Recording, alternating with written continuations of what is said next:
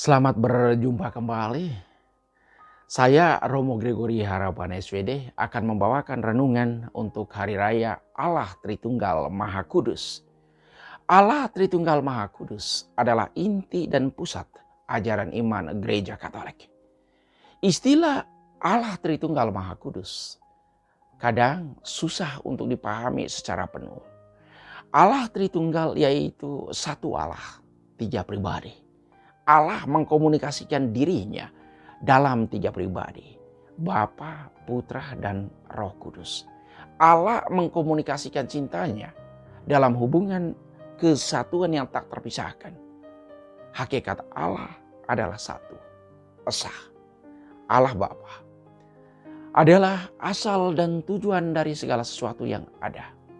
Dialah yang menciptakan segala sesuatu. Dialah pencipta agung untuk semua yang ada.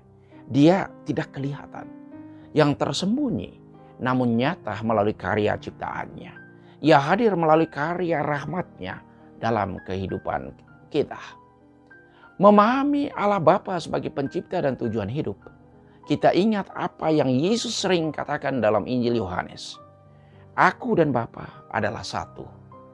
Bapa di dalam aku dan aku di dalam Bapa.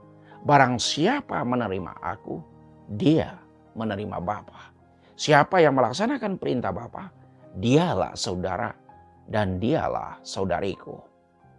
Allah Putra adalah pernyataan diri Bapa kepada dunia melalui kehadiran historisnya. Ia lahir dari seorang perawan yang bernama Maria. Ia hidup dalam keluarga kecil Nazaret.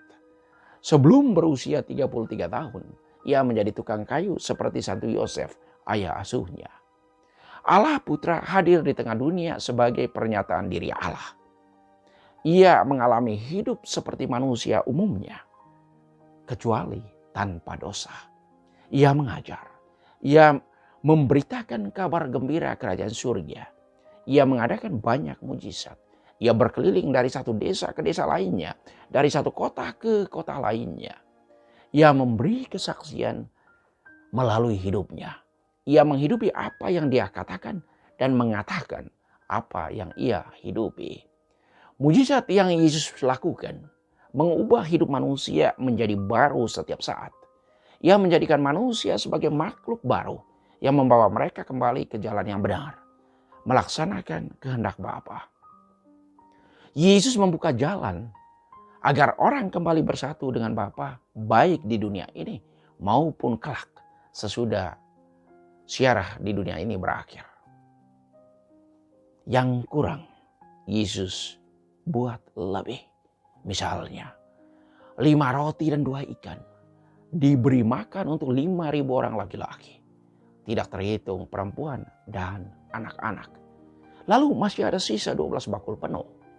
Saat penangkapan ikan oleh para murid setelah Yesus bangkit. Dari tidak menangkap apa-apa sampai mereka menangkap begitu banyak ikan.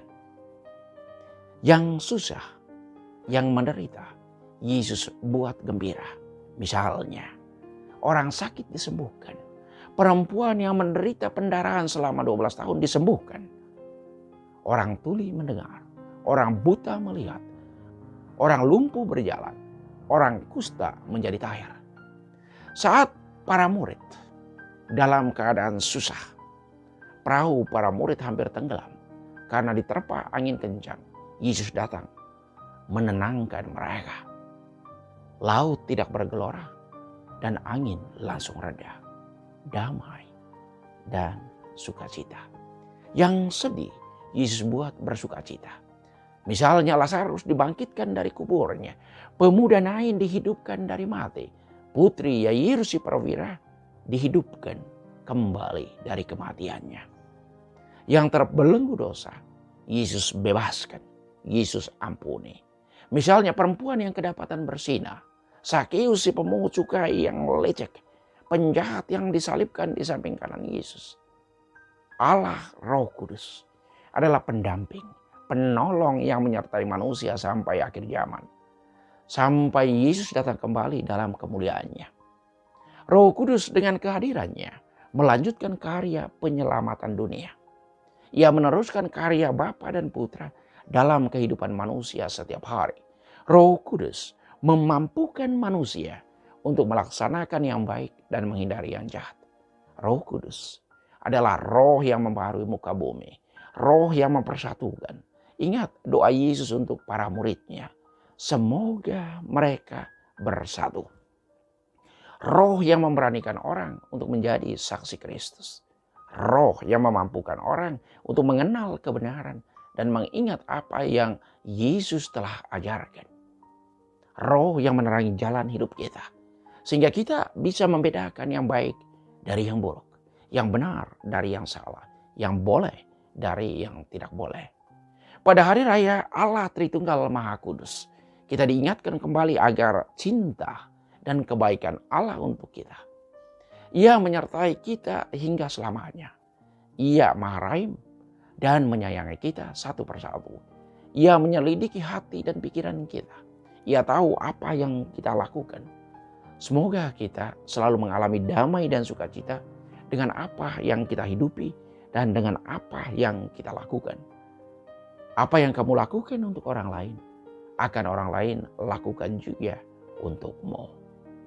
Tuhan memberkati.